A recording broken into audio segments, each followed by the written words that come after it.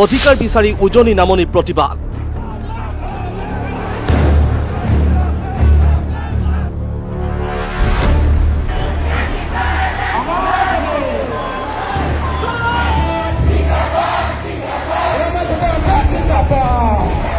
তিনিচুকীয়াত নিশাৰ ৰাজপথত জনজোৱাৰ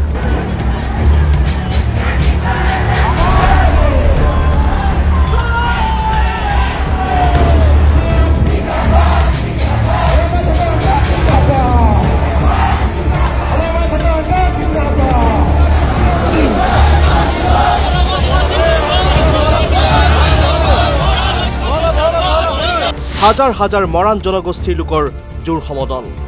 নতুন প্ৰজন্মৰ কথা চিন্তা কৰি ওলাই আহিল আইতা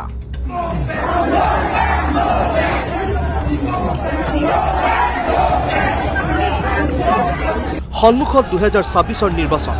এইবাৰ প্ৰতিশ্ৰুতি নহয়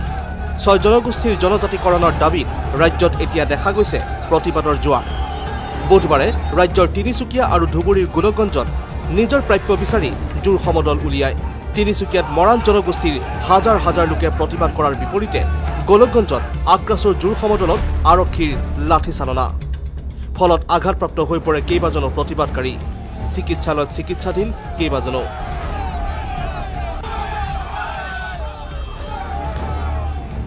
মুখ্যমন্ত্ৰীৰ নিৰ্দেশত নিশাই উপস্থিত হৈ গৈ মন্ত্ৰী জয়ন্ত মল্ল বৰুৱা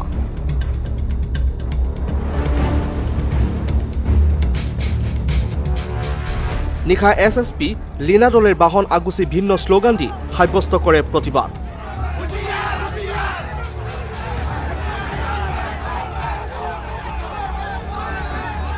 আৰক্ষীৰ এই বৰ্বৰতাক গৰিহণা সাংসদ গৌৰৱ গগৈ লৰিণজ্যোতি গগৈ আৰু আছুৰ উৎপল শৰ্মাৰ মই নিজৰ ফলৰ পৰা মই এটা কথা ক'বলৈ বিচাৰো যে প্ৰধানমন্ত্ৰী মোদী ডাঙৰীয়া আজিৰ পৰা 10 বছৰ আগতে কৈছিল যে 6টা জনগোষ্ঠী 6 মাহৰ ভিতৰত জনজাতিকৰণ হ'ব 10 বছৰ পাৰ হৈ গ'ল প্ৰধানমন্ত্ৰী নিমাত আৰু মুখ্যমন্ত্ৰী নিমাত ৰাইজ এতিয়া উত্তেজিত হৈছে তিনিচুকীয়াত হাজাৰ হাজাৰ মৰাণ জনগোষ্ঠীৰ ল'ৰা ছোৱালীবোৰ ওলাই আহিছে মটক জনগোষ্ঠী ওলাই আহিছে গোলকগঞ্জত আমাৰ কোচ ৰাজবংশীসকল ওলাই আহিছে এই সময়ত চৰকাৰে তেওঁলোকৰ লগত বহিব লাগিছে তেওঁলোকক বুজাব লাগিছে যে কিয় তেওঁলোকে 10টা বছৰ কেন্দ্ৰত আৰু ৰাজ্যত থকা সত্ত্বেও তেওঁলোকে জনজাতিকৰণ কৰিব নোৱাৰিলে কিয় বিফল হ'ল যোৱা কালি গোলকগঞ্জত শান্তিপূৰ্ণভাৱে গণতান্ত্ৰিক প্ৰক্ৰিয়াৰে কৰা সংগ্ৰাম যিসকলে কৰিছে প্ৰতিবাদকাৰীসকলৰ ওপৰত নিৰ্মমভাৱে অসম চৰকাৰৰ পুলিচে অত্যাচাৰ কৰিছে এনেকুৱাকৈ লাঠিচাৰ্জ কৰিছে যে বহু ব্যক্তি আঘাতপ্ৰাপ্ত হৈছে আৰু আমি অতি নিৰ্মমভাৱে প্ৰহাৰ কৰা এই দৃশ্য আমি দেখিছোঁ আৰু এইটো অতি স্বৈৰতান্ত্ৰিক এখন চৰকাৰেহে এনেকুৱা কাম কৰিব পাৰে ফেচিষ্ট এখন চৰকাৰৰ এইটো চৰিত্ৰ গণতান্ত্ৰিক আন্দোলন কৰাৰ প্ৰত্যেকৰে অধিকাৰ আছে নিজৰ অধিকাৰৰ দাবীত গণতান্ত্ৰিক শান্তিপূৰ্ণ সংগ্ৰাম কৰা কোচ ৰাজবংশীসকলৰ ওপৰত আক্ৰাছুৰ নেতৃত্বৰ ওপৰত যি ধৰণৰ বৰ্বৰ অত্যাচাৰ অসম চৰকাৰে চলাইছে সেয়া কোনো কাৰণত গ্ৰহণযোগ্য নহয় আমি ধিক্কাৰ দিছোঁ আৰু গৃহ বিভাগৰ দায়িত্বত থকা মুখ্যমন্ত্ৰী হিমন্ত বিশ্ব শৰ্মাক তীব্ৰ গৰিহণা দিছোঁ এয়া স্বৈৰতন্ত্ৰ এয়া গণতন্ত্ৰৰ অপমৃত্যুৰ লক্ষণ অহিংস শান্তিপূৰ্ণ প্ৰতিবাদ কৰা খিলঞ্জীয়া মানুহৰ ওপৰত যদি আৰক্ষীয়ে সুৰক্ষা বাহিনীয়ে এই ধৰণৰ বৰ্বৰ অত্যাচাৰ চলায় সেয়া কোনো কাৰণত গ্ৰহণযোগ্য নহ'ব আগ্ৰাছৰ জোৰ সমদলত আৰক্ষীৰ লাঠিচালনা কৰা 12 ঘণ্টাৰ বাবে বন্ধ হৈ পৰে ধুবুৰী জিলা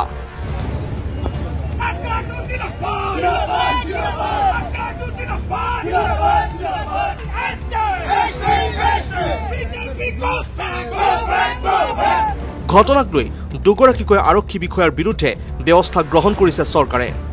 5 দিনৰ ভিতৰত তদন্তৰ আশ্বাস মুখ্যমন্ত্ৰী দুৰ্ভাগ্যজনক যোৱাকালি ৰাতিয়ে মই মন্ত্ৰী জয়ন্ত মল্ল বৰুৱা ডাঙৰীয়াক পঠিয়াই অচিজনক আমি নিলম্বিত কৰিছোঁ 5 দিনৰ ভিতৰত এটা ইনকুৱাৰী হ'ব আৰু যিসকল পুলিচে দৰকাৰতকৈ বেছি শক্তিৰ প্ৰয়োগ কৰিছিল তেওঁলোকৰ বিৰুদ্ধে আমি কঠোৰ ব্যৱস্থা ল'ম যোনে মানে আৰক্ষী অধীক্ষকে হওক বা আৰক্ষীৰ কনিষ্টবলে হওক যাৰে নাম ইনকুৱাৰীত আহে তাৰে বিৰুদ্ধে আমি ব্যৱস্থা ল'ম ইপিনে জনজাতিকৰণ বিচাৰি তিনিচুকীয়াত মৰাণ জনগোষ্ঠীৰ হাজাৰ হাজাৰ লোকৰ শক্তি প্ৰদৰ্শন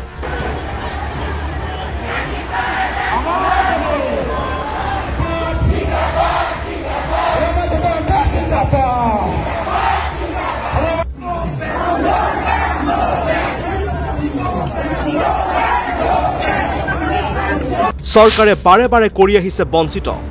চৰকাৰে দাবী নামানিলে ভিন্ন কাৰ্যসূচী লোৱাৰ হুংকাৰ যিহেতু মৰাণ জনগোষ্ঠীক চৰকাৰে কৰা প্ৰতাৰণা সন্দৰ্ভত আমাৰ এলানি জোৰ সমদল কাৰ্যসূচী হৈ আছে আজি তিনিচুকীয়াত যিহেতু আপোনালোকে ইতিমধ্যে দেখিবলৈ পাইছে হাজাৰ হাজাৰ লোক ওলাই আহিছে যিহেতু চৰকাৰে বাৰে বাৰে লাঞ্ছিত বঞ্চিত আমাৰ মৰাণসকলক শোষিত কৰি আছে চৰকাৰে পৰিৱৰ্তনৰ নামত চৰকাৰ আহি আছে কিন্তু জনজাতি মৰ্যাদা দিবলৈ তেওঁলোকে সক্ষম হোৱা নাই কাৰণ আমি বাৰে বাৰে জন্ম লগনৰে পৰা যিহেতু ঠাকুৰী মৰাণসকলে জনজাতি মৰ্যাদা বিচাৰি আছে মৰাণসকলক স্বাস্থ্য অনুষ্ঠিত স্বাস্থ্য এখন প্ৰদানে বিচাৰি আছে কিন্তু চৰকাৰে তেওঁলোকে চাগে ভাবিছে মৰাণসকল একেবাৰে অকৰা একেবাৰে অজলা তেওঁলোকক চাগে বাৰে বাৰে প্ৰতিশ্ৰুতি দিব যে জনজাতি মৰ্যাদা দিয়া হ'ব বাৰে বাৰে প্ৰতিশ্ৰুতি দিব মৰাণ জনগোষ্ঠী কেওটা সংগঠনৰ নেতৃবৰ্গক দিশলৈ নিমন্ত্ৰণ কৰিব কিন্তু কাৰ্যকৰী একোৱে নকৰে এই হেতুকে আমি মৰাণ জনগণে ইতিমধ্যে বুজি উঠিছো যে চৰকাৰৰ প্ৰতাৰণাৰ ক্ষেত্ৰত যিহেতু তেওঁলোকে বাৰে বাৰে 6 জনগোষ্ঠীৰ সকলো তথ্য প্ৰতিবেদন দিয়া হ'ল সেই সময়ত গৃহমন্ত্ৰীৰ সৈতে আলোচনাও হ'ল কিন্তু আজি পৰ্যন্ত জনজাতি মৰ্যাদা প্ৰদান কৰা নাই বুলি উল্লেখ কৰিছে লুৰিণজ্যোতি গগৈয়ে সৰ্বানন্দ সোণোৱাল যেতিয়া অসমৰ মুখ্যমন্ত্ৰী আছিল তাৰ আগত কেন্দ্ৰীয় মন্ত্ৰী যেতিয়া আছিল কেন্দ্ৰীয় মন্ত্ৰী হৈ থাকোঁতেই ৰেজিষ্ট্ৰাৰ জেনেৰেল অফ ইণ্ডিয়াৰ লগত 4বাৰকৈ বৈঠক হৈছিল বৈঠকত এই কথা সিদ্ধান্ত হৈছিলে যে মডেলিটি কমিটি এখন গঠন হ'ব মডেলিটি কমিটি হৈ গ'ল সেই কমিটিখনৰ registrar of general of India তাত তেওঁলোকৰ সদস্য আছিলে গতিকে কেন্দ্ৰীয় চৰকাৰে তেওঁলোকৰ জনজাতি পৰিক্ৰমা মন্ত্ৰীৰ লগত আলোচনা কৰিলে RGIৰ লগত 4বাৰ আলোচনা হ'ল মডেলিটি কমিটিৰ লগত 7বাৰ আলোচনা হ'ল কিন্তু মডেলিটি কমিটিয়ে আজিলৈকে কোনো ধৰণৰ প্ৰতিবেদন নিদিলে তেতিয়া কৈছিলে যে ৰেজিষ্ট্ৰাৰ জেনেৰেল অফ ইণ্ডিয়া য'ত আছিল কেন্দ্ৰীয় জনজাতি পৰিক্ৰমা মন্ত্ৰীয়ে কৈছিলে যে যেতিয়াই মডেলিটি দিব তেতিয়াই বিষয়ত আগবাঢ়িব সকলো ধৰণৰ প্ৰতিবেদন যিবোৰ লাগে নৃতাত্ত্বিক প্ৰতিবেদন ঐতিহাসিক প্ৰতিবেদন যিবোৰ লাগে আৰ্থ সামাজিক প্ৰতিবেদন সকলো ধৰণৰ প্ৰতিবেদন 6টা জনগোষ্ঠীৰ ফালৰ পৰা দিয়া হ'ল গৃহমন্ত্ৰী পৰ্যায়ত আলোচনা হৈছিল সেই সময়ত ৰাজনাথ সিং যেতিয়া গৃহমন্ত্ৰী হৈছিল তেতিয়া 6টা জনগোষ্ঠীৰ লগত আলোচনা হৈছিল কিন্তু আমি দেখিলো যে তাৰ পাছত কোনো ধৰণৰ তেওঁলোকে ব্যৱস্থা গ্ৰহণ নকৰিলে ইপিনে জনজাতিকৰণক লৈ মুখ্যমন্ত্ৰীৰ প্ৰতিক্ৰিয়া 6 জনগোষ্ঠীৰ দিশটো আমি বহুত পজিটিভলি আগবাঢ়িছো নৱেম্বৰত বিধানসভাত আমি প্ৰতিবেদন দিম আৰু 6 জনগোষ্ঠীৰ প্ৰায় বহুখিনি আমি সমস্যাটো সমাধানৰ দিশত আমি বহুখিনি আগবাঢ়িছো সমস্যাটো হ'ল যে কংগ্ৰেছ দলে যেতিয়া বিধানসভাত প্ৰস্তাৱটো আনিছিল তেওঁলোকে আনিছিলে যে কাৰো ক্ষতি নোহোৱাকৈ কৰিব লাগে এতিয়া মই এটা ৰিজাৰ্ভেশ্যন পাই আছো তাত যদি বেলেগ এটা কমিউনিটি আহি সোমাই ক্ষতিটো হ'বই গতিকে এতিয়া বিধানসভাই প্ৰস্তাৱটো নতুনকৈ পাছ কৰিব লাগিব যে ক্ষতি হ'লেও জনজাতিকৰণ কৰিব লাগিব এতিয়ালৈকে প্ৰস্তাৱটো আছে যে ক্ষতি নোহোৱাকৈ জনজাতিকৰণ কৰিব লাগে আৰু গতিকে তাৰ মাজত আমি বহুত লানি আলোচনা কৰিছো কিছু ইতিবাচক হৈছে কিছু সমাধান হ'ব বাকী আছে নৱেম্বৰত আমি বিস্তৃত প্ৰতিবেদন দিম আৰু ৰাইজে নিজে দেখা পাব যে আমি কিমান পজিটিভলি বা সিনচিয়াৰলি এই সমস্যাটো সমাধানৰ কাৰণে চেষ্টা কৰিছো news desk report India today north east Assam